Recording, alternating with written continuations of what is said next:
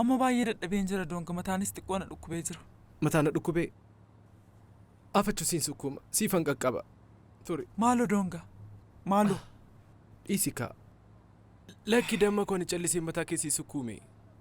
Tarii duubaayyoo ta'e asiin si dhiisuu danda'a. Tolee dhuguma dubbachuuf bakki dhiphinni jalqaboo asii kee gara morma keetti gara mataa keetti ol ba'a. Hundisaa karaa kanaan deema. Kanaafuu egaa koozii hundumti isaayyuu sukkuumamuu qaba. Amma sitti fooyyaa. Namatti tola miti. Innan si sukkuumaa jiru jechuu kooti. Gaariidha. Tole.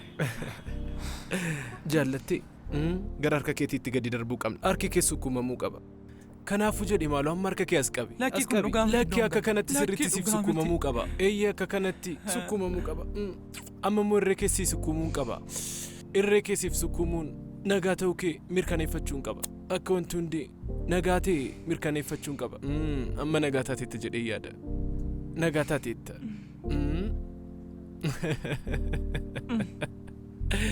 Dhaabbanni furtuunaaf banan dhufanii. Amma maal ajii dhufanii gaa dhufuun qaban turan.